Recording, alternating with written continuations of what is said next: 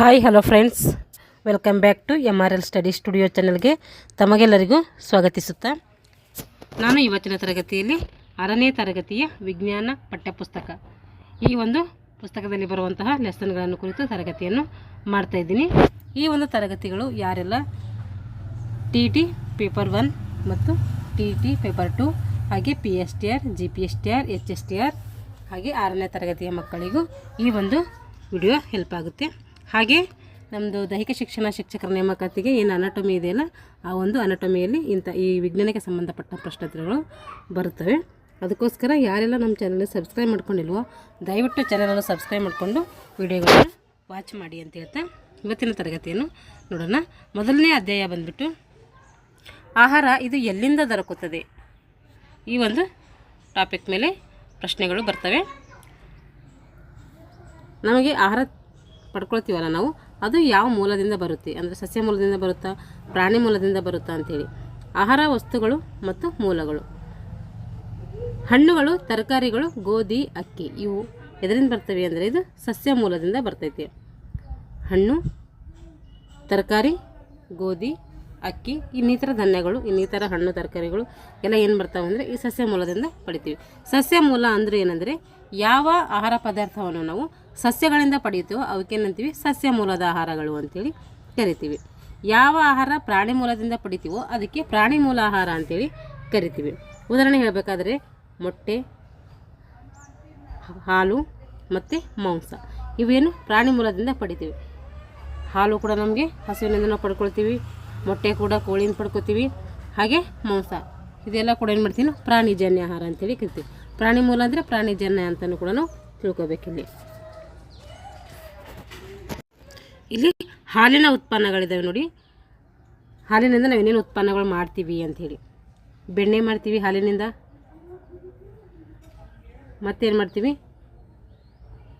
Cream ಮಾಡ್ತೀವಿ, cream ಅಥವಾ ಕೆನೆ ಮಾಡ್ತೀವಿ, ಗಿಣ್ಣು ಮಾಡ್ತೀವಿ, ಮೊಸರು ಮತ್ತು ಮಜ್ಜಿಗೆ ಇವೆಲ್ಲ ಏನು ಮಾಡ್ತೀವಿ ಹಾಲಿನಿಂದ ನಾವು ಉತ್ಪಾದನೆ ಮಾಡ್ತೀವಿ. ಅದಕ್ಕೋಸ್ಕರ ಏನಂತೀವಿ ಹಾಲಿನ ಉತ್ಪನ್ನಗಳು ಅಂತೇಳಿ ಕರಿತೀವಿ. ಈಗ ಆಹಾರವಾಗಿ ಸಸ್ಯದ ಭಾಗಗಳು, ನಾವು ಯಾವ್ಯಾವ ಭಾಗಗಳಿಂದ ಈ ಒಂದು ತರಕಾರಿಗಳು ಪಡ್ಕೊಳ್ತೀವಿ ಅಂತೇಳಿ. ಇವಾಗ ಬದನೆಕಾಯಿ ಇದು ಯಾವ ಭಾಗದಿಂದ ನಮಗೆ ಸಿಗುತ್ತೆ ಅಂತ ಕೇಳಿದ್ರೆ ಅದು ನಮಗೆ ಹಣ್ಣಿನ ಭಾಗದಿಂದ ಏನು ಮಾಡ್ತೀವಿ ಬದನೆಕಾಯಿಯನ್ನು ಪಡ್ಕೊಳ್ತೀವಿ. ಮೆಣಸಿನಕಾಯಿ ಕೂಡ ನಾವು ಏನು ಮಾಡ್ತೀವಿ ಹಣ್ಣಿನಿಂದ ಪಡ್ಕೊಳ್ತೀವಿ. ಇದು ಸಸ್ಯದ ಯಾವ ಭಾಗದಿಂದ ನಾವು ಈ ಆಹಾರವನ್ನು ಪಡಿತೀವಿ ಅಂತ ಅರ್ಥ ಇದು. ಹಾಗೆ ಸಾಸಿವೆ, ನಾವು ಸಾಸಿವೆ ಬೀಜದಿಂದ ಪಡ್ಕೊಳ್ತೀವಿ. ಶೇಂಗಾ ಅದನ್ನು ಕೂಡ ಬೀಜದಿಂದ. ಇನ್ನಿತರ ಇವಲ್ಲದೆ ಇನ್ನಿತರ ಏನು ತರಕಾರಿಗಳು ಬೇರೆ ಪದಾರ್ಥಗಳು ಯಾವ ಮೂಲದಿಂದ ಪಡ್ಕೊತೀವಿ ಅಂಥೇಳಿ ಕೇಳ್ತಾರೆ. ನಮಗೆ TT ಆಲ್ಮೋಸ್ಟ್ ಬರೋದು 6th 10th ಗಂಟೆ ಅಂತ 10th ಗಂಟೆಗೆ ಏನು ವಿಜ್ಞಾನ ಇರುತ್ತಲ್ಲ ಆ ಒಂದು ವಿಜ್ಞಾನದಲ್ಲಿ ಕೇಳ್ತಾರೆ. ಅದಕ್ಕೋಸ್ಕರ ನಾವು ಟೆಕ್ಸ್ಟ್ ಬುಕ್ ಓದ್ಕೊಂಡ್ರೆ ಸಾಕು. ಇವಾಗ ಜೇನುತುಪ್ಪವನ್ನು ನಾವು ಎದರಿಂದ ಪಡ್ಕೊಳ್ತೀವಿ ಅಂಥೇಳಿ. ಜೇನು ಹುಳುಗಳು ಏನು ಮಾಡ್ತವೆ, ಮಕರಂದವನ್ನು ಸಂಗ್ರಹಿಸಿ ಜೇನುತುಪ್ಪವನ್ನು ತಯಾರಿಸ್ತೀವಿ. ಜೇನು ಹುಳುಗಳಿಂದ ನಾವು ಮಕರಂದವನ್ನು ಸಂಗ್ರಹಿಸಿ ಏನು ಮಾಡ್ತೀವಿ ಜೇನುತುಪ್ಪವನ್ನು ಪಡ್ಕೊಳ್ತೀವಿ. ಇವಾಗ ಸಸ್ಯಹಾರಿಗಳಂದರೆ ಸಸ್ಯಗಳನ್ನು ತಿಂದು ಬದುಕುವಂಥ ಪ್ರಾಣಿಗಳಂತೆ ಸಸ್ಯಹಾರಿಗಳು ಅಂತೇಳಿ ಕರಿತೀವಿ. ನೋಡ್ರಿ, ಸಸ್ಯಗಳು ಮತ್ತು ಸಸ್ಯ ಉತ್ಪನ್ನಗಳನ್ನು ಮಾತ್ರ ತಿನ್ನುವ ಪ್ರಾಣಿಗಳಿಗೆ ಅಂತೀವಿ ಸಸ್ಯಹಾರಿಗಳು ಅಂತೇಳಿ ಕರಿತೀವಿ. ಸಸ್ಯಗಳು ಮತ್ತು ಸಸ್ಯದಿಂದ ಮಾಡಿದಂತಹ ಆಹಾರ ಪದಾರ್ಥವನ್ನು ಯಾವ ತಿಂತಾವೋ ಅವಕ್ಕೇನಂತೀವಿ ಸಸ್ಯಹಾರಿಗಳು ಅಂಥೇಳಿ ಕರಿತೀವಿ. ಉದಾಹರಣೆ ಹೇಳಬೇಕಂದ್ರೆ ಆಕಳು ಇದು ಒಂದು ಸಸ್ಯಹಾರಿ, ಕುರಿ ಸಸ್ಯಹಾರಿ, ಎಮ್ಮೆ ಕೂಡ ಸಸ್ಯಹಾರಿ, ಮೊಲ, ಕುದುರೆ, ಮೇಕೆ ಇವೆಲ್ಲ ಏನು ಸಸ್ಯಹಾರಿ ಪ್ರಾಣಿಗಳಿಗೆ ಉದಾಹರಣೆ ಅಂದರೆ ಸಸ್ಯಹಾರಿಗಳು, ಸಸ್ಯವನ್ನು ತಿಂದು ಬದುಕುವಂತಹ ಪ್ರಾಣಿಗಳಿವು. ಇವಾಗ ಮಾಂಸಾಹಾರಿ ಅಂದರೆ ಯಾವ ಪ್ರಾಣಿಗಳು ಮಾಂಸವನ್ನು ತಿಂದು ಬದುಕ್ತವೋ ಅವಕ್ಕೇನಂತೀವಿ ಮಾಂಸಾಹಾರಿಗಳು ಅಂತ ಕರಿತೀವಿ. ಪ್ರಾಣಿಗಳನ್ನು ಮಾತ್ರ ತಿಂದು ಬದುಕುವ ಪ್ರಾಣಿಗಳಂತೀವಿ ಮಾಂಸಾಹಾರಿಗಳು ಅಂತ ಕರಿತೀವಿ. ಏನು ಮಾಡ್ತೀವಿ ಪ್ರಾಣಿಗಳನ್ನು ಮಾತ್ರ ತಿಂದು ಬದುಕ್ತೀವಿ, ಇವಕ್ಕೆ ಸಸ್ಯ ತಿನ್ನೋಕ್ಕೆ ಆಗಲ್ಲ. ಅಂಥವು ಯಾವಪ್ಪ ಉದಾಹರಣೆ ಅಂದರೆ ಸಿಂಹ ಆಗಿರ್ಬೋದು, ಹುಲಿ ಆಗಿರ್ಬೋದು, ಚಿರತೆ ಆಗಿರ್ಬೋದು ಇವೆಲ್ಲ ಏನು ಸಸ್ಯಾಹಾರಿ ತಿನ್ನಲ್ಲ, ಓನ್ಲಿ ಮಾಂಸಾಹಾರಿ. ಅದಕ್ಕೆ ಅವಕ್ಕೇನಂತೀವಿ ಮಾಂಸಾಹಾರಿ ಅಂಥೇಳಿ ಕರಿತೀವಿ. ಇವಾಗ ಮಿಶ್ರಹಾರಿ, ಸಸ್ಯಾಹಾರಿ ಆಯಿತು, ಮಾಂಸಾಹಾರಿ ಆಯಿತು. ಇವಾಗ ಮಿಶ್ರಹಾರಿ ಇದು ನೋಡಿರಿ, ಪ್ರಾಣಿಗಳು ಮತ್ತು ಸಸ್ಯಗಳನ್ನು ತಿನ್ನುವ ಪ್ರಾಣಿಗಳಿಗೆ ಏನಂತೀವಿ? ಮಿಶ್ರಹಾರಿಗಳು ಅಂತ ಕರಿತೀವಿ. ಇವು ಪ್ರಾಣಿನೂ ತಿನ್ನುತ್ತೆ, ಸಸ್ಯನೂ ತಿನ್ನುತ್ತೆ. ಅದಕ್ಕೋಸ್ಕರ ಏನಂತೀವಿ? ಮಿಶ್ರಹಾರಿಗಳು ಅಂತೇಳಿ ಕರಿತೀವಿ. ಉದಾಹರಣೆ ಹೇಳಬೇಕಾದ್ರೆ ಮಿಶ್ರಹಾರಿಗೆ ಉದಾಹರಣೆ ಬೇಕು. ಇದು ಸಸ್ಯದು ತಿನ್ನುತ್ತೆ, ಪ್ರಾಣಿಗಳದ್ದು ತಿನ್ನುತ್ತೆ. ನಾಯಿನೂ ಕೂಡ ಸಸ್ಯಾಹಾರಿ ಕೂಡ ಹೌದು, ಮಾಂಸಾಹಾರಿ ಕೂಡ ಹೌದು. ಮಾನವ ಕೂಡ ಸಸ್ಯಾಹಾರಿ, ಮಾಂಸಾಹಾರಿ. ಮಿಶ್ರಹಾರಿಗಳಿಗೆ ಇಷ್ಟು ಉದಾಹರಣೆ ನಾವು ಕೊಡಬೇಕು. ಇಷ್ಟೇನಾಯಿತು ಇದು ಲೆಸನ್ 1ರಲ್ಲಿ ಬರುವಂತಹ ಇಂಪಾರ್ಟೆಂಟ್ ಪಾಯಿಂಟ್ಸ್ಗಳು. ನಾನು ಇಂಪಾರ್ಟೆಂಟ್ ಪಾಯಿಂಟ್ಸ್ ಮಾತ್ರ ಹೇಳ್ತಾ ಇದ್ದೀನಿ ಬುಕ್ಸಲ್ಲಿ ನೋಡಿಕೊಂಡು. ಅದಕ್ಕೆ ನೀವು ಡಿಟೇಲಾಗಿ ಬೇಕಾಗಿದ್ದರೆ ನೀವು ಒಂದ್ಸರಿ ಲೆಸನನ್ನು ಓದ್ಕೊಳ್ಳಿ. ಇವಾಗ ಅಧ್ಯಾಯ ಬಂದುಬಿಟ್ಟು 2. ಇದು ಆಹಾರದ ಘಟಕಗಳು. ಪೋಷಕಗಳು. ದೇಹಕ್ಕೆ ಅವಶ್ಯಕವಾದಂತಹ ಘಟಕಾಂಶಗಳಿಗೆ ಏನಂತೀವಿ? ಪೋಷಕಗಳು ಅಂತೇಳಿ ಕರಿತೀವಿ. ನಮ್ಮ ದೇಹಕ್ಕೆ ಯಾವುದು ಅವಶ್ಯಕವಾದಂಥ ಘಟಕಾಂಶ ಇರ್ತವೋ ಅವಕ್ಕೆ ಏನಂತೀವಿ? ಪೋಷಕಗಳು ಅಂತೇಳಿ ಕರಿತೀವಿ. ಪೋಷಕದಲ್ಲಿ ಪ್ರೋಟೀನ್ಸ್, ವಿಟಮಿನ್ಸ್, ಕಾರ್ಬೋಹೈಡ್ರೇಟ್ಸ್, ಲಿಪಿಡ್ಸ್, ನಾರು ಪದಾರ್ಥ ಇವೆಲ್ಲ ಏನು? ಪೋಷಕಗಳು. ನಮ್ಮ ದೇಹಕ್ಕೆ ಅಗತ್ಯವಾಗಿ ಇವೆಲ್ಲ ಬೇಕು. ನೋಡಿರಿ, ನಮ್ಮ ಆಹಾರದಲ್ಲಿರುವಂಥ ಮುಖ್ಯ ಪೋಷಕಾಂಶಗಳು ಯಾವ್ಯಾವು? ನಮ್ಮ ಆಹಾರದಲ್ಲಿ ಯಾವ ಪೋಷಕಾಂಶಗಳು ಇದ್ದಾವೆ ಮುಖ್ಯವಾಗಿ ಅಂತ ಹೇಳಿ ನೋಡಿರಿ. ಕಾರ್ಬೋಹೈಡ್ರೇಟ್ಸ್ ಇರಬೇಕು, ಪ್ರೋಟೀನ್ಸ್ ಇರಬೇಕು, ಕೊಬ್ಬು ಇರಬೇಕು, ವಿಟಮಿನ್ ಇರಬೇಕು, ನೀರಿರಬೇಕು, ನಾರು ಪದಾರ್ಥ ಇರಬೇಕು. ನಾವು ಒಂದು ಆಹಾರ ತಿಂತೀವಿ ಅಂತಂದರೆ ಆ ಆಹಾರದಲ್ಲಿ ನಾವೇನು ಮಾಡಬೇಕು? ಇಷ್ಟೆಲ್ಲ ಪೋಷಕಾಂಶಗಳನ್ನು ಒಳಗೊಂಡಂಥ ಆಹಾರವನ್ನು ನಾವು ತಿನ್ನಬೇಕು. ಇದಕ್ಕೆ ಏನಂತೀವಿ? ಸಮತೋಲನ ಆಹಾರ ಅಂತ ಕೂಡ ನಾವು ಕರಿತೀವಿ. ಇವಾಗ ಪಿಷ್ಟದ ಪರೀಕ್ಷೆ. ಪಿಷ್ಟದ ಪರೀಕ್ಷೆ ಯಾವ ರೀತಿ ಮಾಡಬೇಕು ಅಂತೇಳಿ ಇಲ್ಲೇನು ಮಾಡಬೇಕು? ಸ್ವಲ್ಪ ಪ್ರಮಾಣದ ಬೇಯಿಸದ ಆಹಾರ, ಬೇಯಿಸದ ಆಹಾರವನ್ನು ತೆಗೆದುಕೊಳ್ಬೇಕು. ಅದಕ್ಕೆ 2-3 ಹನಿ ಏನು ಮಾಡಬೇಕು? ದುರ್ಬಲ ಅಯೋಡಿನ್ ದ್ರಾವಣವನ್ನು ಸೇರಿಸಬೇಕು. 2-3 ಹನಿ ಏನು ಮಾಡಬೇಕಂತೆ? ದುರ್ಬಲ ಅಯೋಡಿನ್ ದ್ರಾವಣವನ್ನು ಸೇರಿಸಬೇಕು. ಅದಕ್ಕೆ ಅದು ಏನು ಮಾಡಬೇಕು? ಕಪ್ಪು ಮಿಶ್ರಿತ ನೀಲಿ ಬಣ್ಣಕ್ಕೆ ತಿರುಗಿದರೆ ಆ ಒಂದು ಆಹಾರ ಪದಾರ್ಥದಲ್ಲಿ ಏನಿದೆ ಅಂದರೆ ಪಿಷ್ಟ ಇದೆ ಅಂತೇಳಿ ಸೂಚಿಸ್ತೈತೆ. ಏನು? ನಾವು ಹಾಕಿದ ಮೇಲೆ ಬೇಯಿಸದ ಆಹಾರವನ್ನು ತೆಗೆದುಕೊಂಡ ಮೇಲೆ ಅದಕ್ಕೆ 2-3 ಹನಿ ದುರ್ಬಲ ಅಯೋಡಿನ್ ದ್ರಾವಣ ಹಾಕಿದ ಮೇಲೆ ಅದು ಕಪ್ಪು ಮಿಶ್ರಿತ ನೀಲಿ ಬಣ್ಣಕ್ಕೆ ತಿರುಗಿದರೆ ಅದಕ್ಕೇನಂತೀವಿ? ಪಿಷ್ಟ ಇದೆ ಅಂಥೇಳಿ ಕರಿತೀವಿ. ಕಪ್ಪು ಮಿಶ್ರಿತ ನೀಲಿ ಬಣ್ಣಕ್ಕೆ ಬರಲಿಲ್ಲ ಅಂದರೆ ಅಲ್ಲಿ ಪಿಷ್ಟ ಇಲ್ಲ ಅಂತ ಅರ್ಥ. ಪಿಷ್ಟದ ಪರೀಕ್ಷೆ ಇದು ಕೇಳ್ತಾರೆ. ನಾವು ಪಿಷ್ಟದ ಪರೀಕ್ಷೆ ಯಾವ ರೀತಿ ಮಾಡ್ತೀವಿ? ಅಥವಾ ಕಪ್ಪು ಮಿಶ್ರಿತ ನೀಲಿ ಬಣ್ಣಕ್ಕೆ ಬಂದರೆ ಅದರಲ್ಲಿ ಏನಿದೆ ಅಂತ ಅರ್ಥ ಅಂತೇಳಿ ಕೇಳ್ತಾರೆ. ಅಥವಾ ಕಪ್ಪು ಮಿಶ್ರಿತ ನೀಲಿ ಬಣ್ಣಕ್ಕೆ ತಿರುಗಿದರೆ ಅದು ಪಿಷ್ಟ ಇದೆನಾ, ಏನು ಪ್ರೋಟೀನಾ, ಅದೇನು ಕಾರ್ಬೋಹೈಡ್ರೇಟ್ಸಾ, ಇದೇ ರೀತಿ ಕೇಳ್ತಾರೆ. ಅದಕ್ಕೆ ನಾವು ನೆನ್ಪಿಟ್ಟುಕೊಳ್ಬೇಕು. ಇನ್ಮೇಲೆ ಪ್ರೋಟೀನ್ ಪರೀಕ್ಷೆ. ಇವಾಗ ಏನು ನೋಡಿದ್ವಿ? ಪಿಷ್ಟದ ಪರೀಕ್ಷೆ ನೋಡಿದ್ವಿ. ಇದೇನು ಮಾಡ್ತೈತೆ? ಕಪ್ಪು ಮಿಶ್ರಿತ ನೀಲಿ ಬಣ್ಣಕ್ಕೆ ಬಂದರೆ ಅಲ್ಲಿ ಪಿಷ್ಟ ಇದೆ ಅಂತ ಅರ್ಥ. ಈಗ ಪ್ರೋಟೀನ್ ಇದೆ ಅಂತೇಳಿ ಹೆಂಗೆ ಕಂಡು ಹಿಡ್ಕೊಳ್ಳೋದು ಅಂತ ನೋಡಿರಿ. ಇಲ್ಲಿ ಕೂಡ ಏನು ಮಾಡಬೇಕು? ಸ್ವಲ್ಪ ಪ್ರಮಾಣದ ಆಹಾರ ಪದಾರ್ಥವನ್ನು ಒಂದು ಪ್ರಣಾಳದಲ್ಲಿ ತೆಗೆದುಕೊಳ್ಬೇಕು. ಪ್ರಣಾಳದ ಸೈನ್ಸ್ ಅದೆಲ್ಲ ಓದೋರಿಗೆ ಏನಾಗುತ್ತೆ ಗೊತ್ತಿರುತ್ತೆ. ಇದು ಒಂದು ಪ್ರಣಾಳದಲ್ಲಿ ತೆಗೆದುಕೊಳ್ಬೇಕು. ಪ್ರೋಟೀನ್ ಪರೀಕ್ಷೆದು ಸ್ವಲ್ಪ PDF ಹೋಗಿದೆ. ಇದು ನೋಡ್ರಿ, ನಾನು ಹೇಳ್ತೀನಿ. ಇಲ್ಲಿ ಪ್ರೋಟೀನ್ ಪರೀಕ್ಷೆ ಹೆಂಗೆ ಮಾಡಬೇಕಂದ್ರೆ ಇಲ್ಲಿ ನಾನು ನೋಡಬೇಕು, ಸ್ವಲ್ಪ ಪ್ರಮಾಣದ ಆಹಾರ ಪದಾರ್ಥವನ್ನು ತೆಗೆದುಕೊಳ್ಬೇಕು. ಈಗ ಅದಕ್ಕೆ ಏನು ಮಾಡಬೇಕಂದ್ರೆ 2-3 ಹನಿ ಅದಕ್ಕೂ ಕೂಡ ತಾಮ್ರದ ಸಲ್ಫೇಟ್ ಹಾಕಬೇಕಲ್ಲ. ದುರ್ಬಲ ಏನು ಹಾಕಿದ್ದೀವಿ ಅಲ್ಲಿ?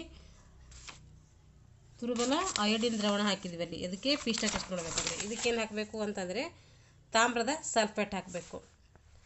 ತಾಮ್ರದ ಸಲ್ಫೇಟ್ ಮತ್ತು ಅದಕ್ಕೆ ಸ್ವಲ್ಪ ಹನಿ ಕಾಸ್ಟಿಕ್ ಸೋಡಾ ದ್ರಾವಣವನ್ನು ಪ್ರಾಣಾಳಕ್ಕೆ ಹಾಕಬೇಕು. ಪ್ರಾಣಾಳವನ್ನು ಚೆನ್ನಾಗಿ ಕುಲುಕಬೇಕು. ಅವಾಗ ಏನು ನೋಡಬೇಕು? ಪ್ರಾಣಾಳವನ್ನು ಚೆನ್ನಾಗಿ ಕುಲುಕಬೇಕು. ಆ ಪ್ರಾಣಾಳದಲ್ಲಿರುವಂತಹ ವಸ್ತುಗಳು ಏನಾದರೂ ನೇರಳೆ ಬಣ್ಣಕ್ಕೆ ಬಂದಿರೋ ಏನಾಗಬೇಕು? ಅದರಲ್ಲಿ ಪ್ರೋಟೀನ್ ಇದೆ ಅಂತ ಅರ್ಥ. ನೇರಳೆ ಬಣ್ಣಕ್ಕೆ ಬಂದರೆ ಅದು, ನೀಲಿ ಬಣ್ಣಕ್ಕೆ ಬಂದರೆ ಪಿಷ್ಟ, ನೇರಳೆ ಬಣ್ಣಕ್ಕೆ ಬಂದರೆ ಪ್ರೋಟೀನ್ ಇದೆ ಅಂತೇನು ಆಹಾರ ಪದಾರ್ಥದಲ್ಲಿ ತಿಳ್ಕೊಬೇಕು. ಇದು ಪ್ರೋಟೀನ್ ಪರೀಕ್ಷೆ ಆಯಿತು. ಇವಾಗ ಕಾರ್ಬೋಹೈಡ್ರೇಟ್ ಪರೀಕ್ಷೆ ನೋಡೋಣ. ಈ ಕೊಬ್ಬಿನ ಪರೀಕ್ಷೆ ಹೆಂಗೆ ಮಾಡಬೇಕಾದ್ರೆ ಒಂದೇನು ಮಾಡಬೇಕು? ಸ್ವಲ್ಪ ಪ್ರಮಾಣದ ಆಹಾರ ಪದಾರ್ಥವನ್ನು ತೆಗೆದುಕೊಳ್ಬೇಕು. ಅದನ್ನು ಒಂದು ಸಣ್ಣ ಹಾಳೆಯಲ್ಲಿ ಸುತ್ತಬೇಕು. ಸುತ್ತಿ ಏನು ಮಾಡಬೇಕು? ಜಜ್ಜಬೇಕು. ಜಜ್ಜಿ ಹಾಳೆ ಹರಿಯೋದ ಹಾಗೆ, ಹಾಳೆ ಹರಿಬಾರ್ದಲ್ಲಿ, ಹಾಳೆ ಹರಿದ್ರೆ ಏನಾಗ್ತೈತೆ ಅದು ಗೊತ್ತಾಗೋದಿಲ್ಲ. ಹಾಳೆ ಹರಿಯೋದಾಗೆ ನೋಡ್ಕೋಬೇಕು. ಹಾಳೆಯನ್ನು ನೇರ ಮಾಡಿ ಎಚ್ಚರಿಕೆಯಿಂದ ನೋಡಿದಾಗ ಏನಾಗ್ತೈತೆ? ಅದರಲ್ಲಿ ಎಣ್ಣೆ ಕಲೆಗಳಿದ್ದರೆ ನಮಗೆ ಏನಿದೆ ಅಂತ ಅರ್ಥ? ಕೊಬ್ಬು ಇದೆ ಅಂತ ಅರ್ಥ. ಇದರಿಂದ ನಾವು ಕೊಬ್ಬಿದೆ ಅಂತೇಳಿ ತಿಳ್ಕೊಬೋದು. ಕಾರ್ಬೋಹೈಡ್ರೇಟ್ ಏನು ಒದಗಿಸುತ್ತೆ ಅಂತಂದರೆ ಅದು ಶಕ್ತಿಯನ್ನು ಒದಗಿಸುತ್ತೆ. ಕಾರ್ಬೋಹೈಡ್ರೇಟ್ ಮಾನವನಿಗೆ ಏನು ಮಾಡ್ತದೆ? ಶಕ್ತಿಯನ್ನು ಒದಗಿಸುವಂಥ ಒಂದು ಆಹಾರ. ಕೊಬ್ಬು ಏನು ಮಾಡ್ತೈತೆ? ಅದನ್ನು ಕೂಡ ಶಕ್ತಿಯನ್ನು ಒದಗಿಸುತ್ತದೆ. ಹಾಗಾದರೆ ಕೊಬ್ಬು, ಕಾರ್ಬೋಹೈಡ್ರೇಟ್ಸು ಎರಡೂ ಶಕ್ತಿಯನ್ನು ಒದಗಿಸುವಂಥ ಮೂಲಗಳು. ಆದರೆ ಅತಿ ಹೆಚ್ಚು ನಮಗೆ ಶಕ್ತಿ ಯಾವುದು ಒದಗಿಸುತ್ತೆ ಅಂದರೆ ಅದು ಕೊಬ್ಬು ಒದಗಿಸುತ್ತೆ. ಕೊಬ್ಬಿನ ಪದಾರ್ಥಗಳಿಂದ ಸಿಗ್ತೈತಿ. ಅದಕ್ಕೆ ನಾವು ಕೊಬ್ಬಿನ ಪದಾರ್ಥಗಳು ಜಾಸ್ತಿಯಾಗಿ ತಿನ್ನಬಾರ್ದು. ಇವಾಗ ಪ್ರೋಟೀನ್ ದೇಹದ ಬೆಳವಣಿಗೆ ಮತ್ತು ದುರಸ್ತಿಗೆ ಸಹಾಯಕವಾಗ್ತೈತಿ. ದೇಹದ ಬೆಳವಣಿಗೆಗೆ ದುರಸ್ತಿಗೆ ಯಾವುದು ಸಹಾಯಕ ಆಗ್ತದೆ ಅಂದರೆ ಅದು ಪ್ರೋಟೀನ್. ಪ್ರೋಟೀನನ್ನು ಏನಂತೀವಿ ನಾವು ಬಾಡಿ ಬಿಲ್ಡಿಂಗ್ ಫುಡ್ಸ್ ಅಂತೇಳಿ ಕರಿತೀವಿ. ನೋಡಿರಿ, ಪ್ರೋಟೀನ್ಗಳನ್ನು ಒಳಗೊಂಡಿರುವ ಆಹಾರ ಪದಾರ್ಥಗಳನ್ನು ದೇಹ ನಿರ್ಮಾಣಕಾರಕ ಅಂತ ಕರಿತೀವಿ. ಕನ್ನಡದಲ್ಲಿ ದೇಹ ನಿರ್ಮಾಣಕಾರಕ, ಇಂಗ್ಲೀಷಲ್ಲಿ ಬಂದರೆ ಬಾಡಿ ಬಿಲ್ಡಿಂಗ್ ಫುಡ್ಸ್ ಅಂತೇಳಿ ಕರಿತೀವಿ. ಕೇಳ್ತಾರೆ ಯಾವುದು ಶಕ್ತಿಯನ್ನು ಒದಗಿಸುತ್ತೆ ಅಂದರೆ ಅದು ಕಾರ್ಬೋಹೈಡ್ರೇಟ್ಸ್ ಮತ್ತು ಕೊಬ್ಬು. ದೇಹದ ಬೆಳವಣಿಗೆ ಮತ್ತು ದುರಸ್ತಿಗೆ ಸಹಾಯಕವಾದಂತಹ ಅಂಶ ಯಾವುದು ಅಥವಾ ಪೋಷಕಾಂಶ ಯಾವುದು ಅಂತ ಕೇಳ್ಬೋದು. ಆವಾಗ ಪ್ರೋಟೀನ್ ಅಂತ ಹೇಳಬೇಕು. ಬಾಡಿ ಬಿಲ್ಡಿಂಗ್ ಫುಡ್ ಅಂತೇಳಿ ಯಾವುದನ್ನು ಕರಿತೀವಿ? ಪ್ರೋಟೀನ, ವಿಟಮಿನ್ಸ, ಕಾರ್ಬೋಹೈಡ್ರೇಟ್ಸ ಈ ಥರ ಕೊಡ್ತಾರೆ. ನಾವಾಗೇನು ತಿಳ್ಕೊಬೇಕು, ನಾವೇನು ನೆನ್ಪಿಟ್ಕೋಬೇಕಂದ್ರೆ ಪ್ರೋಟೀನ್ಸ್ ಅಂತೇಳಿ ನೆನ್ಪಿಟ್ಕೋಬೇಕು. ಅದಕ್ಕೆ ದೇಹ ನಿರ್ಮಾಣಕಾರಕ ಅಂತ ಕೂಡ ಕರೀತಾರೆ. ಹಾಗಾದರೆ ಕಾರ್ಬೋಹೈಡ್ರೇಟ್ಸ್ಗಳ ಕೆಲವು ಆಕಾರಗಳು. ಕಾರ್ಬೋಹೈಡ್ರೇಟ್ಸ್ಗಳಲ್ಲಿ ಕೆಲವು ಆಕಾರಗಳು ಕಂಡುಬರ್ತವೆ. ಆ ಆಕಾರಗಳು ಯಾವ್ಯಾವು ಅಂತಂದರೆ, ಒಂದು ಗೆಣಸಿದೆಯಲ್ಲಿ, ಮತ್ತು ಆಲೂಗಡ್ಡೆ, ಕಬ್ಬು, ಪಪಾಯಿ, ಕಲ್ಲಂಗಡಿ, ಮಾವು, ಮೆಂಕೆಜೋಳ, ಸಜ್ಜೆ, ಅಕ್ಕಿ, ಗೋಧಿ ಇವೆಲ್ಲ ಏನಂದರೆ ಕಾರ್ಬೋಹೈಡ್ರೇಟ್ಸ್ ಇರುವಂಥ ಆಕಾರಗಳು. ಕಾರ್ಬೋಹೈಡ್ರೇಟ್ಸ್ ಇರುವಂಥ ಆಕಾರಗಳು ಯಾವುವು ಅಂತ ಎಕ್ಸಾಂಪಲ್ ಕೊಟ್ಟು 3 ಕೊಟ್ಟು ಒಂದು ಬೇರೆದು ಕೊಡ್ತಿರ್ತಾರೆ. ಅದಕ್ಕೆ ನಾವು ನೆನ್ಪಿಟ್ಬೇಕು. ಕಾರ್ಬೋಹೈಡ್ರೇಟ್ಸ್ ಇರ್ತದೆ. ಸಜ್ಜೆಯಲ್ಲಿ ಕಾರ್ಬೋಹೈಡ್ರೇಟ್ಸ್ ಇದೆ, ಗೋಧಿಯಲ್ಲಿ ಕಾರ್ಬೋಹೈಡ್ರೇಟ್ಸ್ ಇದೆ, ಅಕ್ಕಿಯಲ್ಲಿ ಕಾರ್ಬೋಹೈಡ್ರೇಟ್ಸ್ ಇದೆ, ಮೆಂಕೆಜೋಳದಲ್ಲಿ ಕಾರ್ಬೋಹೈಡ್ರೇಟ್ಸ್ ಇದೆ, ಕಬ್ಬು, ಪಪಾಯ, ಮಾವು, ಗೆಣಸು ಇಲ್ಲೆಲ್ಲ ಏನು ಕಂಡುಬರ್ತೈತೆ? ಕಾರ್ಬೋಹೈಡ್ರೇಟ್ಸ್ ಕಂಡುಬರ್ತೈತೆ. ಇವಾಗ ಕೊಬ್ಬನ್ನು ಹೊಂದಿರುವಂಥ ಕೆಲವು ಆಕಾರಗಳು, ಕೊಬ್ಬನ್ನು ಇರುವಂಥ ಕೆಲವು ಆಕಾರಗಳು ಅಥವಾ ಕೆಲವು ವಸ್ತುಗಳು ಯಾವುವು ಅಂತ ನೋಡೋಣ. ಕೊಬ್ಬು ಎಲ್ಲೆಲ್ಲಿದೆ ಅಂತಂದರೆ ಸಸ್ಯ ಮೂಲದಲ್ಲಿ ಯಾವುದ್ರಲ್ಲಿ ಕಂಡುಬರ್ತೈತೆ ಕೊಬ್ಬು ಅಂದರೆ ಶೇಂಗಾದಲ್ಲಿ, ಶೇಂಗಾ ಬೀಜದಲ್ಲಿ ಏನು ಬರ್ತೈತೆ? ಕೊಬ್ಬು ಕಂಡುಬರ್ತೈತೆ. ಗೋಡಂಬಿಯಲ್ಲಿ ಕೊಬ್ಬಿದೆ, ಬಾದಾಮಿಯಲ್ಲಿ, ಎಳ್ಳುಯಲ್ಲಿ ಇಲ್ಲೆಲ್ಲ ಏನು ಐಲಲ್ಲಿ ಕಂಡುಬರ್ತದಲ್ಲ, ಅದಕ್ಕೆ ಇಲ್ಲಿ ಕೊಬ್ಬಿದೆ ಅಂತ ಅರ್ಥ. ಇವು 4 ಏನು ಸಸ್ಯ ಮೂಲದ ಆಹಾರ ಉತ್ಪನ್ನಗಳು. ಇವಾಗ ಪ್ರಾಣಿ ಮೂಲದ ಆಹಾರ ಉತ್ಪನ್ನದಲ್ಲಿ ಇದರಲ್ಲಿ ಕೊಬ್ಬು ಕಂಡುಬರ್ತೈತಿ ಅಂತ ಹೇಳಿ ನೋಡೋಣ. ಪ್ರಾಣಿ ಮೂಲದಲ್ಲಿ ಮೀನು, ಮಾಂಸ, ಹಾಲು ಇಲ್ಲಿ ಏನಿದೆ ಈ 3ರಲ್ಲಿ ಕೂಡ ಕೊಬ್ಬು ಅಧಿಕವಾಗಿ ಕಂಡುಬರ್ತೈತಿ. ಪ್ರಾಣಿ ಮೂಲದಲ್ಲಿ ಕೊಬ್ಬು ಇರುವಂತಹ ಯಾವ್ಯಾವು ಅಂತ ಕೇಳಿದರೆ ಅದು ಮೀನು, ಮಾಂಸ, ಹಾಲು. ಇಲ್ಲಿ ಪ್ರಾಣಿ ಮೂಲದಲ್ಲಿ ಕೊಬ್ಬು ಕಂಡುಬರುವಂತಹ ವಸ್ತುಗಳು. ಏನು ನೋಡಿದ್ವಿ ಅಲ್ಲಿ ನಾವು? ಕಾರ್ಬೋಹೈಡ್ರೇಟ್ಸ್ ಇರುವಂಥ ಆಹಾರ ಪದಾರ್ಥಗಳನ್ನು ನೋಡಿದ್ವಿ. ಇವಾಗೇನು ಪ್ರೋಟೀನ್ಸ್ ಇರುವಂತಹ ಕೆಲವು ಆಹಾರ ಪದಾರ್ಥಗಳು ಕೊಟ್ಟಿದ್ದಾರೆ. ಅಲ್ಲಿ ಇದು ಕಾರ್ಬೋಹೈಡ್ರೇಟ್ಸ್ ಇರುವಂಥ ಆಹಾರ ಪದಾರ್ಥ ಯಾವ್ಯಾವ ನೋಡಿದ್ವಿ ನಾವು? ಅಕ್ಕಿ, ಸಜ್ಜಿ, ಗೋಧಿ, ಮೆಂಕೆಜೋಳ, ಕಲ್ಲಂಗಡಿ, ಪಪಾಯ, ಕಬ್ಬು, ಆಲೂಗಡ್ಡೆ, ಗೆಣಸು, ಮಾವು ಇವೆಲ್ಲ ಏನು? ಇವೆಲ್ಲ ಕಾರ್ಬೋಹೈಡ್ರೇಟ್ಸ್ ಇರುವಂಥದ್ದು. ಇವಾಗ ಪ್ರೋಟೀನ್ಸ್ ಇರುವಂಥ ಆಹಾರ ಪದಾರ್ಥಗಳು ನೋಡಿರಿ. ಹೆಸರು ಕಾಳು, ಬೀನ್ಸು, ಬಟಾಣಿ ಇಲ್ಲೆಲ್ಲ ಏನು? ಇವು ಸಸ್ಯ ಮೂಲದ ಆಹಾರಗಳು. ಇಲ್ಲಿ ಕೂಡ ಏನಿದೆ? ಪ್ರೋಟೀನ್ ಇದೆ. ಪ್ರಾಣಿ ಮೂಲದ ಆಹಾರದಲ್ಲಿ ಪ್ರೋಟೀನ್ ಇರುವಂಥದ್ದು ಯಾವುದಂದರೆ ಮಾಂಸ, ಹಾಲು, ಪನ್ನೀರು ಮತ್ತು ಮೊಟ್ಟೆ ಇಲ್ಲೆಲ್ಲ ಏನಿದೆ? ಇಲ್ಲಿಯೂ ಕೂಡ ಪ್ರೋಟೀನ್ಸ್ ಇದೆ. ಇದು ಪ್ರಾಣಿಜನ್ಯ, ಪ್ರಾಣಿಗಳಿಂದ ಸಿಗುವಂಥ ಆಹಾರ ಪದಾರ್ಥಗಳಿವು. ನೆನ್ಪಿಟ್ಕೊಳ್ಬೇಕು. ಸ್ವಲ್ಪ ಒಂದು 2-3 ಸಲ ರಿವಿಷನ್ ಮಾಡಿ ನೆನಪಿರ್ತವೆ. ಕಾಳುಗಳು ಬಂದರೆ ಅಲ್ಲಿ ಪ್ರೋಟೀನ್ಸ್ ಇದೆ ಅಂತ ಅರ್ಥ. ಇವಾಗೇನು ನೋಡಿದ್ವಿ? ಕಾರ್ಬೋಹೈಡ್ರೇಟ್ಸ್ ಇರುವಂಥ ಆಹಾರ ಪದಾರ್ಥಗಳು, ಪ್ರೋಟೀನ್ಸ್ ಇರುವಂಥ ಆಹಾರ ಪದಾರ್ಥಗಳು ನೋಡಿದ್ವಿ. ಈಗ ವಿಟಮಿನ್ಸ್ ಇರುವಂಥ ಆಹಾರ ಪದಾರ್ಥಗಳನ್ನು ನೋಡೋಣ. ರೋಗಗಳು ಬರದಂತೆ ನಮ್ಮ ದೇಹವನ್ನು ರಕ್ಷಿಸಲು ನಮಗೇನು ಬೇಕು? ವಿಟಮಿನ್ಗಳು ಅವಶ್ಯಕವಾಗಿ ಬೇಕು. ಕಣ್ಣುಗಳು, ಮೂಳೆಗಳು, ಹಲ್ಲುಗಳು, ದವಡೆಗಳನ್ನು ಆರೋಗ್ಯವಾಗಿರಬೇಕಾದ್ರೆ ಅಲ್ಲೂ ಕೂಡ ನಮಗೇನು ಬೇಕು? ವಿಟಮಿನ್ಸ್ಗಳು ಅವಶ್ಯಕವಾಗಿ ಬೇಕು. ವಿಟಮಿನ್ಗಳು ಮತ್ತು ಅವುಗಳ ಉಪಯೋಗ ಅಂತೇಳಿ ಇಲ್ಲಿ ಕೊಟ್ಟಿದ್ದಾರೆ ನೋಡಿ. ವಿಟಮಿನ್ ಕೊರತೆಯಿಂದ ಬರುವಂಥ ರೋಗಗಳು ಬೇರೆ, ಅದರಲ್ಲಿ ಉಪಯೋಗ ಕೊಟ್ಟಿದ್ದಾರೆ. ವಿಟಮಿನ್ ಎ ಕೊರತೆಯಿಂದ ಏನು ಬರ್ತೈತೆ? ಈರುಳ್ಳಿ ಕೂಡ ಬರುತ್ತೆ. ವಿಟಮಿನ್ ಬಿ ಇಂದ ಬೇರೆ ಬೇರೆ ಬರುತ್ತೆ. ವಿಟಮಿನ್ ಸಿ ಇಂದ ಸ್ಕರ್ವಿ ಬರುತ್ತೆ. ವಿಟಮಿನ್ ಡಿ ಇಂದ ರಿಕೆಟ್ಸ್ ಬರುತ್ತೆ. ಇವು ಕೊರತೆಯಿಂದ ಬರುವಂತಹ ರೋಗಗಳು. ಅಂದರೆ ವಿಟಮಿನ್ ಎ ಕೊರತೆಯಿಂದ, ಬಿ ಕೊರತೆಯಿಂದ, ಸಿ ಕೊರತೆಯಿಂದ, ಡಿ ಕೊರತೆಯಿಂದ ಯಾವ್ಯಾವ ರೋಗಗಳನ್ನು ಬರ್ತವೆ ಅಂತೇಳಿ ಎಕ್ಸಾಂಪಲ್ ಕೇಳ್ತಾರೆ. ಅವರು ಕೂಡ ನಮಗೆ ಗೊತ್ತಿರಬೇಕು.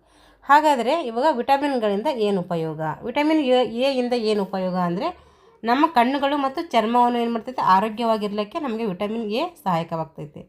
ಹಾಗೆ ವಿಟಮಿನ್ ಸಿ ಇಂದ ಏನು ಉಪಯೋಗ ಅಂದರೆ ಅನೇಕ ರೋಗಗಳ ವಿರುದ್ಧ ಹೋರಾಡಬೇಕಾದ್ರೆ ನಮಗೇನು ಬೇಕು? ವಿಟಮಿನ್ ಸಿ ಬೇಕು. ವಿಟಮಿನ್ ಸಿ ಬೇಕು.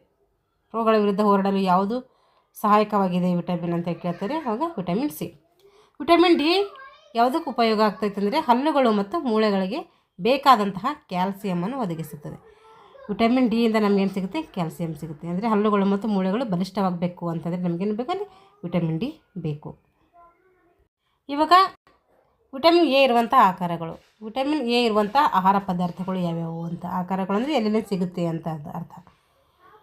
ಹಾಲಿನಿಂದ ವಿಟಮಿನ್ ಎ ಸಿಗುತ್ತೆ. ಅದಕ್ಕೆ ಡಾಕ್ಟರ್ ಏನು ಮಾಡ್ತಾರೆ? ಮಕ್ಕಳಿಗೆ ಹಾಲು ಕೊಡಬೇಕು ಅಂಥೇಳಿ ಸೂಚನೆ ಕೊಡ್ತಾರೆ. ಹಾಗೆ ಪಪ್ಪಾಯ, ಇಲ್ಲೂ ಕೂಡ ನಮಗೆ ವಿಟಮಿನ್ ಎ ಸಿಗುತ್ತೆ. ಮಾವು, ಇದರಲ್ಲೂ ಕೂಡ ವಿಟಮಿನ್ ಎ. ಕ್ಯಾರೆಟು, ಮೀನಿನ ಎಣ್ಣೆ, ಇಲ್ಲೆಲ್ಲ ಏನು ಸಿಗುತ್ತೆ? ಎಲ್ಲ ಪದಾರ್ಥಗಳಲ್ಲಿ ವಿಟಮಿನ್ ಎ ಸಿಗುತ್ತೆ. ವಿಟಮಿನ್ ಬಿ ಇರುವಂಥ ಆಹಾರ ಪದಾರ್ಥಗಳು ಯಾವ್ಯಾವು ಅಂತಂದರೆ ಗೋಧಿಯಲ್ಲಿ ಪಿತ್ತಜನಕಾಂಗ ಅಥವಾ ಯಕೃತ್ ಅಂತ ಕರಿತೀವಿ ಅದಕ್ಕೆ. ಆಮೇಲೆ ಅಕ್ಕಿಯಲ್ಲಿ, ಇಲ್ಲೆಲ್ಲ ಏನು ಸಿಗುತ್ತೆ? ವಿಟಮಿನ್ ಬಿ ಸಿಗುತ್ತೆ. ಇವಾಗ ಎ ಬಿ ನೋಡಿದ್ದೀವಿ. ಇವಾಗ ಸಿ, ವಿಟಮಿನ್ ಸಿ ಇರುವಂಥ ಆಕಾರಗಳು. ಕಿತ್ತಳೆಯಲ್ಲಿ ವಿಟಮಿನ್ ಸಿ ಇರುತ್ತೆ. ಹಾಗೆ ಸೀಬೆಕಾಯಿಯಲ್ಲಿ vitamin C, tomato vitamin C, ನೆಲ್ಲೆಕಾಯಿ ವಿಟಮಿನ್ ಸಿ, ಹಸಿಮೆಣಸಿನ್ಕಾಯಿ ಇಂಪಾರ್ಟೆಂಟು. ನಮಗೇನು ಅನಿಸುತ್ತೆ? ವಿಟಮಿನ್ ಸಿ ಅಂದ ತಕ್ಷಣ ನಮಗೇನು ನೆನಪಿಗೆ ಬರುತ್ತೆ ಅಂದರೆ ಅಲ್ಲಿ ಸಿ ಹುಳಿ ಇರುತ್ತೆ ಅಂತ ಅರ್ಥ. ಹುಳಿ ಇರ್ತದೆ, ನಿಂಬೆಹಣ್ಣು ಎಲ್ಲ ಹುಳಿ ಇರ್ತದಲ್ಲ, ಅಲ್ಲಿ ಇರ್ತೀವಿ ವಿಟಮಿನ್ ಸಿ ಅಂತೇಳಿ ತಿಳ್ಕೊತೀವಿ. ಆದರೆ ಹಸಿಮೆಣಸಿನ್ಕಾಯಿ ಅಲ್ಲಿ ನಮಗೆ ಹುಳಿ ಇರೋದಿಲ್ಲ, ಆದರೆ ಅದು ಹಸಿಮೆಣಸಿನಕಾಯಿ ಏನಂತೆ? ವಿಟಮಿನ್ ಸಿಗೆ ಉದಾಹರಣೆ ಅಂತಿದೆ, ನೆನ್ಪಿಟ್ಕೊಳ್ಳಿ. ಹಾಗೆ ವಿಟಮಿನ್ ಡಿ ಕೊರತೆಯಿಂದ ವಿಟಮಿನ್ ಡಿ ಇರುವಂತಹ ಆಹಾರ ಪದಾರ್ಥಗಳು ಯಾವ್ಯಾವು ಅಂತೀವಿ. ಇಲ್ಲಿ ಹಾಲು ವಿಟಮಿನ್ ಎಲ್ಲಿದೆ? ವಿಟಮಿನ್ ಬಿ ಯಲ್ಲೂ ಇದೆ. ವಿಟಮಿನ್ ಎ ಯಲ್ಲೂ ಹಾಲಿದೆ. ಮತ್ತು ವಿಟಮಿನ್ ಡಿ ಯಲ್ಲೂ ಕೂಡ ಹಾಲಿದೆ. ಅಲ್ಲೂ ಹಾಲಿದೆ, ಇಲ್ಲೂ ಹಾಲಿದೆ. ಅಂದರೆ ವಿಟಮಿನ್ ಏನು ಇಂಪಾರ್ಟೆಂಟು? ಡಿನೂ ವಿಟಮಿನ್. ಹಾಲು ಇಂಪಾರ್ಟೆಂಟು ಅಂತ ಅರ್ಥ. ಒಟ್ಟಿನಲ್ಲಿ ವಿಟಮಿನ್ ಬಿನೂ ಇದೆ ವಿಟಮಿನ್ ಏನೂ ಇದೆ ಇದರಲ್ಲಿ, ವಿಟಮಿನ್ ಡಿನೂ ಇದೆ. ಎರಡರಲ್ಲಿ ವಿಟಮಿನ್ ಡಿ ಮತ್ತು ವಿಟಮಿನ್ ಎ ಎರಡು ಹಾಲಿನಲ್ಲಿ ಕಂಡುಬರ್ತೈತೆ. ಮೊಟ್ಟೆಯಲ್ಲೂ ಕೂಡ ವಿಟಮಿನ್ ಡಿ ಇದೆ. ಹಾಗೆ ಮೀನು, ಇಲ್ಲೂ ವಿಟಮಿನ್ ಡಿ. ಬೆಣ್ಣೆ, ಇಲ್ಲೂ ಕೂಡ ವಿಟಮಿನ್ ಡಿ. ಪಿತ್ತಜನಕಾಂಗ ಮತ್ತು ಯಕೃತ್, ಇಲ್ಲೂ ಕೂಡ ವಿಟಮಿನ್ ಡಿ ಕಂಡುಬರ್ತೈತೆ. ಪಿತ್ತಜನಕಾಂಗ ಅಥವಾ ಯಕೃತ್ತಲ್ಲಿ ವಿಟಮಿನ್ ಬಿನೂ ಇದೆ ಮತ್ತು ವಿಟಮಿನ್ ಡಿನೂ ಇದೆ. ಪಿತ್ತಜನಕಾಂಗದಿಂದ ಸೇವನೆ ಮಾಡಿದಾಗಲಿ 2 ಲಾಭಗಳು ಸಿಗ್ತವೆ ಅಂತ ಅರ್ಥ. ಅಲ್ಲಿ ಬಿನೂ ಸಿಗುತ್ತೆ, ಡಿನೂ ಸಿಗ್ತೈತೆ. ಸೂರ್ಯನ ಬೆಳಕಿನಲ್ಲಿ ಏನು ಸಿಗ್ತೈತೆ? ವಿಟಮಿನ್ ಡಿ ಸಿಗ್ತೈತೆ. ಅದಕ್ಕೆ ಬೆಳಗ್ಗೆ ನಾವೇನು ಮಾಡಬೇಕು? ಸೂರ್ಯನ ಬಿಸಿಲನ್ನು ಬೆಳಗ್ಗೆ ಒಂದು 6 ಗಂಟೆಯಿಂದ 8 ಗಂಟೆವರೆಗೂ ನಾವು ಮಾಡಬೇಕು. ಸೂರ್ಯನ ಬೆಳಕು ತಗೊಂಬೋದ್ರಿಂದ ಅಲ್ಲಿ ಏನು ಮಾಡ್ತೈತೆ? ಸೂರ್ಯನ ಬೆಳಕಿನಿಂದ ನಮಗೆ ಡಿ ವಿಟಮಿನ್ ಸಿಗ್ತೈತೆ. ಇವಾಗ ಅಯೋಡಿನ್ನ ಕೆಲವು ಆಕಾರಗಳು. ಅಯೋಡಿನ್ ಇರುವಂಥ ಆಹಾರ ಪದಾರ್ಥಗಳು ಅಂತ ಅರ್ಥ. ಅಯೋಡಿನ್ ಕೊರತೆಯಿಂದ ನಮಗೇನು ಬರುತ್ತೆ? ಎಳಗಂಡ ರೋಗ ಬರ್ತೈತೆ. ಇವಾಗ ಅಯೋಡಿನ್ ಇರುವಂಥ ಆಹಾರ ಪದಾರ್ಥಗಳು ಯಾವ್ಯಾವು ಅಂತ ನೋಡೋಣ. ಶುಂಠಿಯಲ್ಲಿ ಏನಿದೆ? ಅಯೋಡಿನ್ ಇದೆ ಅಂದರೆ ಶುಂಠಿ ತಿನ್ನಬೇಕು. ಮೀನು, ಇಲ್ಲೂ ಕೂಡ ಅಯೋಡಿನ್ ಕಂಡು ಬರ್ತೈತೆ. ಸಿಗಡಿ ಮೀನಲ್ಲಿ ಬರುತ್ತಲ್ಲ, ಅಲ್ಲೂ ಕೂಡ ಅಯೋಡಿನ್ ಇರುತ್ತೆ. ಉಪ್ಪು, ಪಾಲಕ್ ಸೊಪ್ಪು, ಇಲ್ಲೆಲ್ಲ ಏನಿದೆ? ಅಯೋಡಿನ್ ಇರ್ತೈತೆ. ಅದಕ್ಕೆ ಈ ಪದಾರ್ಥಗಳು ಸೇವನೆ ಮಾಡೋದ್ರಿಂದ ನಮಗೇನು ಮಾಡ್ತೀವಿ? ಗಳಗಂಡ ರೋಗವನ್ನು ನಾವು ನಿವಾರಣೆ ಮಾಡ್ಕೋಬೋದು. ಇವಾಗ ಕಬ್ಬಿಣ ಇರುವಂಥ ಕೆಲವು ಆಹಾರ ಪದಾರ್ಥಗಳು ಯಾವುವು ಅಂತ ನೋಡೋಣ. ಪಾಲಕ್ ಸೊಪ್ಪು ಅಯೋಡಿನ್ ಕೂಡ ಇದೆ ಇದರಲ್ಲಿ, ಮತ್ತು ಕಬ್ಬಿಣನೂ ಕೂಡ ಇದೆ. ಮಾಂಸ, ಸೇಬು, ಇಲ್ಲೆಲ್ಲ ಏನಿದೆ? ಕಬ್ಬಿಣ ಇದೆ ಅಂತ ಅರ್ಥ. ಇವೆಲ್ಲ ಸೇರೋದ್ರಿಂದ ನಮಗೆ ಕಬ್ಬಿಣ ಸಿಗುತ್ತೆ. ಇವಾಗ ಫಾಸ್ಫರಸ್ನ ಕೆಲವು ಆಕಾರಗಳು. ಫಾಸ್ಫರಸ್ ಎಲ್ಲೆಲ್ಲಿ ಸಿಗ್ತೈತೆ ನಮ್ಗೆ ಅಂತಂದರೆ ಹಾಲಿನಲ್ಲಿ ಫಾಸ್ಫರಸ್ ಸಿಗುತ್ತೆ. ಗೋಧಿ, ಅಕ್ಕಿ ನೋಡ್ರಿ ವಿಟಮಿನ್ ಬಿ ಯಲ್ಲಿ ಇದೆ, ಇಲ್ಲಿ ಫಾಸ್ಫರಸಲ್ಲೂ ಇದೆ. ಹಾಗೆ ಹಾಲು ವಿಟಮಿನ್ ಎ ಯಲ್ಲಿ, ವಿಟಮಿನ್ ಡಿ ಯಲ್ಲಿ ಮತ್ತು ಫಾಸ್ಫರಸಲ್ಲೂ ಕೂಡ ಕಂಡುಬರ್ತೈತೆ. ಬಾಳೆಹಣ್ಣಿನಲ್ಲಿ ಕೂಡ ಏನಿದೆ? ಫಾಸ್ಫರಸ್ ಇದೆ ಅಂತ ನೋಡಿ. ಮೆಣಸಿನಕಾಯಿ, ಇದು ಓನ್ಲಿ ಮೆಣಸಿನಕಾಯಿ, ಹಸಿಮೆಣಸಿನಕಾಯಿ ಬಂದರೆ ಅಲ್ಲಿ ವಿಟಮಿನ್ ಸಿ ಅಂತ ಅರ್ಥ. ಫಾಸ್ಫರಸ್ನಲ್ಲಿ ಏನಿದೆ? ಮೆಣಸಿನಕಾಯಿ ಕಂಡುಬರ್ತೈತೆ. ಈಗ ಕ್ಯಾಲ್ಸಿಯಂ ಇರುವಂಥ ಆಹಾರ ಪದಾರ್ಥಗಳು. ಹಾಲಲ್ಲಿ ಕ್ಯಾಲ್ಸಿಯಂ ಇರ್ತದೆ ಅಂತೇಳಿ ಮುಂಚೆನೇ ನೋಡಿದ್ದೀವಿ. ಈಗ ಕ್ಯಾಲ್ಸಿಯಂ ಇರುವಂಥ ಆಹಾರ ಪದಾರ್ಥಗಳು ಯಾವಂದರೆ ಮೊಟ್ಟೆ, ಹಾಲು. ಈಗ ಮೊಟ್ಟೆ ಮತ್ತು ಹಾಲಿನಲ್ಲಿ ಏನು ಬರ್ತೈತೆ? ನಮಗೆ ಕ್ಯಾಲ್ಸಿಯಂ ಕಂಡುಬರ್ತೈತೆ. ಅಕ್ಕಿಯು ಕಾರ್ಬೋಹೈಡ್ರೇಟ್ಸ್ ಸಮೃದ್ಧವಾಗಿರುವ ಅಥವಾ ಹೇರಳವಾಗಿರುವ ಆಹಾರವಾಗಿದೆ. ಕಾರ್ಬೋಹೈಡ್ರೇಟ್ ಹೆಚ್ಚಿರುವಂಥ, ಹೇರಳ ಅಂದ್ರೇನು? ಹೆಚ್ಚಿರೋದಂತ ಅರ್ಥ. ಸಮೃದ್ಧ ಅಂದ್ರೂ ಕೂಡ ಹೆಚ್ಚಾಗಿ. ಕಾರ್ಬೋಹೈಡ್ರೇಟ್ಸ್ ಹೆಚ್ಚಾಗಿರುವಂಥ ಆಹಾರ ಪದಾರ್ಥ ಯಾವುದು ಅಂತೇಳಿ ಕೇಳಿದರೆ ಇದು ಬಿಪೆಡ್ಗೆ ಕ್ವಶನ್ ಆಗಿದೆ. ಇದೇನಂದರೆ ಅಕ್ಕಿ ಅಂತ ಅರ್ಥ. ಇವಾಗ ನಾರು ಪದಾರ್ಥ. ಜೀರ್ಣವಾಗದ ಆಹಾರವನ್ನು ದೇಹದಿಂದ ಹೊರಹಾಕಲು ಏನು ಮಾಡ್ತೈತೆ? ಈ ನಾರು ಪದಾರ್ಥ ನಮಗೆ ಸಹಾಯ ಮಾಡ್ತೈತೆ. ಇದು ಮಲ ವಿಸರ್ಜನೆಗೆ ಏನಾಗುತ್ತೆ? ಸೂಕ್ತವಾದಂಥ ಆಹಾರ ಪದಾರ್ಥ ಅಂದರೆ ಅದು ನಾರು ಪದಾರ್ಥ. ನಮಗೆ ಏನು ಬೇಕು, ಎಲ್ಲ ವಿಟಮಿನ್ ಜೊತೆಗೆ ನಾರು ಪದಾರ್ಥಗಳು ಅವಶ್ಯಕವಾಗಿ ಬೇಕು. ಅತಿ ಹೇರಳವಾಗಿರುವ ಕೊಬ್ಬು ಆಹಾರವನ್ನು ಸೇವಿಸುವುದರಿಂದ, ಅಂದರೆ ಕೊಬ್ಬಿರುವಂಥ ಆಹಾರ ನಾವು ಸೇವನೆ ಮಾಡುವುದರಿಂದ ನಮಗೇನಾಗುತ್ತೆ, ಬೊಜ್ಜು ಅಥವಾ ಸ್ಥೂಲಕಾಯ ಉಂಟಾಗ್ತೈತೆ. ಇವಾಗ ಸಂತುಲಿತ ಆಹಾರ ಅಥವಾ ಸಮತೋಲನ ಆಹಾರ ಅಂತ ಕರಿತೀವಿ, ಇಂಗ್ಲೀಷಲ್ಲಿ ಬ್ಯಾಲೆನ್ಸ್ ಡಯಟ್ ಅಂತೇಳಿ ಕರಿತೀವಿ. ನಮ್ಮ ದೇಹಕ್ಕೆ ಅವಶ್ಯಕವಾದ ಎಲ್ಲ ಪೋಷಕಗಳನ್ನು ನಿರ್ದಿಷ್ಟ ಪ್ರಮಾಣದಲ್ಲಿರುವುದರ ಜೊತೆಗೆ ಸಾಕಷ್ಟು ಪ್ರಮಾಣದ ನಾರು ಪದಾರ್ಥ ಮತ್ತು ನೀರನ್ನು ಹೊಂದಿರುವ ಆಹಾರ ಕ್ರಮವನ್ನು ಸಂತುಲಿತ ಆಹಾರ ಅಂತೇಳಿ ಕರಿತೀವಿ. ನಮ್ಮ ದೇಹಕ್ಕೆ ಎಲ್ಲ ಪೋಷಕಾಂಶಗಳು ಇರಬೇಕು. ಕಾರ್ಬೋಹೈಡ್ರೇಟ್ಸು, ವಿಟಮಿನ್ಸು, ಪ್ರೋಟೀನ್ಸು, ಲಿಪಿಡ್ಸ್ ಅಂದ್ರೆ ಕೊಬ್ಬು ಅಂತ ಅರ್ಥ. ಮತ್ತು ನಾರು ಪದಾರ್ಥ, ನೀರು, ಇವೆಲ್ಲ ಏನಿರಬೇಕು, ನಮಗೆ ಹೇರಳವಾಗಿ ಇರಬೇಕು. ಅಂದರೆ ಎಲ್ಲವೂ ಸಮ ಪ್ರಮಾಣದಲ್ಲಿರಬೇಕು. ಆ ಒಂದು ಸಮ ಪ್ರಮಾಣದಲ್ಲಿದ್ದರೆ ಏನಂತ ಹೇಳೋದಕ್ಕೆ ಸಮತೋಲಿತ ಆಹಾರ ಅಥವಾ ಸಂತುಲಿತ ಆಹಾರ, ಬ್ಯಾಲೆನ್ಸ್ ಡಯಟ್ ಅಂತೇಳಿ ಕರಿತೀವಿ. ಆವಾಗಿನ ಕೊರತೆಯಿಂದ ಬರುವಂಥ ರೋಗಗಳು ಹೇಳೋದಲ್ಲ, ಇವ್ರು ಕೊಟ್ಟಿದ್ದಾರೆ ನೋಡಿ ಅವರು, ನ್ಯೂನತಾ ಕಾಯಿಲೆಗಳು ಅಥವಾ ಕೊರತೆಯಿಂದ ಬರುವಂತಹ ರೋಗಗಳು. ವಿಟಮಿನ್ ಎ ಕೊರತೆಯಿಂದ ಏನು ಬರುತ್ತೆ, ರಾತ್ರಿ ಕುರುಡುತನ ಅಥವಾ ಈರುಳು ಕುರುಡುತನ ಅಂತೇಳಿ ಕರಿತೀವಿ. ಇದರಿಂದ ನಮ್ದು ಏನಾಗುತ್ತೆ, ದೃಷ್ಟಿ ಕಳ್ಕೊಳ್ತೀವಿ. ವಿಟಮಿನ್ ಬಿ ಇಂದ ಬೇರೆ ಬೇರೆ ಬರ್ತೈತೆ. ಹಾಗೆ ವಿಟಮಿನ್ ಸಿ ಇಂದ ಏನು ಬರ್ತೈತೆ, ಸ್ಕರ್ವಿ ಬರ್ತೈತೆ. ವಿಟಮಿನ್ ಡಿ ಇಂದ ರಿಕೆಟ್ಸ್ ಬರುತ್ತೆ. ಕ್ಯಾಲ್ಸಿಯಂ ಮೂಳೆ ಮತ್ತು ಹಲ್ಲುಗಳನ್ನು ಕ್ಷೀಣಿಸುತ್ತದೆ. ಕ್ಯಾಲ್ಸಿಯಂ ಕೊರತೆ ಏನು ಮಾಡ್ತೈತೆ, ನಮ್ಮ ಮೂಳೆ ಮತ್ತು ಹಲ್ಲುಗಳು ಏನಾಗ್ತವೆ, ಕ್ಷೀಣಿಸ್ತವೆ. ಅಯೋಡಿನ್ ಕೊರತೆಯಿಂದ ಏನು ಮಾಡ್ತೀವಿ, ಗಳಗಂಡ ಅಥವಾ ಗೈಟರ್ ಅಂತೇಳಿ ಕೂಡ ಕರಿತೀವಿ. ಕಬ್ಬಿಣದ ಕೊರತೆ ಆದರೆ ನಮಗೆ ಸಿಗುತ್ತೆ, ರಕ್ತಹೀನತೆ ಉಂಟಾಗ್ತೈತೆ. ಇವೇ ನಮಗೆ ಕೊರತೆಯಿಂದ ಬರುವಂಥ ರೋಗಗಳು, ವೆರಿ ಇಂಪಾರ್ಟೆಂಟು. ಇಲ್ಲಿಗೆ ಏನು ಮಾಡ್ತೀನಿ ಅಂದರೆ ನಾನು ಈ ಒಂದು ತರಗತಿಯನ್ನು ಮುಗಿಸ್ತೀನಿ. ಮುಂದಿನ ತರಗತಿಯಲ್ಲಿ ಮಾಡ್ತೀನಿ, ಮತ್ತೊಂದು 2 ಲೆಸನ್ ಹೇಳ್ತೀನಿ. ಈಗ ನಾವೇನು ಮಾಡಿದ್ದೀವಿ, 2 ಲೆಸನನ್ನು ನೋಡಿದ್ದೀವಿ. ಯಾರೆಲ್ಲ ಯಾರೆಲ್ಲ TET ಪೇಪರ್ 1 ಮತ್ತು TET ಪೇಪರ್ 2 ಸ್ಟಡಿ ಮಾಡ್ತಾಯಿದ್ದೀರೋ ಅವರಿಗೆ ಈ ಒಂದು ವಿಡಿಯೋ ಹೆಲ್ಪ್ ಆಗುತ್ತೆ. ಹಾಗೂ ದೈಹಿಕ ಶಿಕ್ಷಣ ಶಿಕ್ಷಕರಿಗೂ ಕೂಡ ಅನಾಟಮಿಯಲ್ಲಿ, ಅದರ ಶರೀರರಚನಾಶಾಸ್ತ್ರದಲ್ಲಿ ಈ ಒಂದು ಟಾಪಿಕ್ಕು ವೆರಿ ಯೂಸ್ಫುಲ್ ಆಗುತ್ತೆ ಅಂತ ಹೇಳ್ತಾ ಇಲ್ಲಿಗೆ ಈ ತರಗತಿಯನ್ನು ಮುಗಿಸ್ತಾ ಇದ್ದೀನಿ. ಯಾರೆಲ್ಲ ನಮ್ಮ ಚಾನಲನ್ನು ಸಬ್ಸ್ಕ್ರೈಬ್ ಮಾಡ್ಕೊಂಡಿಲ್ವೋ ದಯವಿಟ್ಟು ಚಾನಲ್ನ ಸಬ್ಸ್ಕ್ರೈಬ್ ಮಾಡಿಕೊಂಡು ವಿಡಿಯೋಗಳನ್ನು ವಾಚ್ ಮಾಡಿ. ಇಷ್ಟ ಆದರೆ ಲೈಕ್ ಆ್ಯಂಡ್ ಶೇರ್ ಮಾಡಿ ಅಂತ ಹೇಳ್ತಾ ಥ್ಯಾಂಕ್ಸ್ ಫಾರ್ ವಾಚಿಂಗ್ ಆಲ್.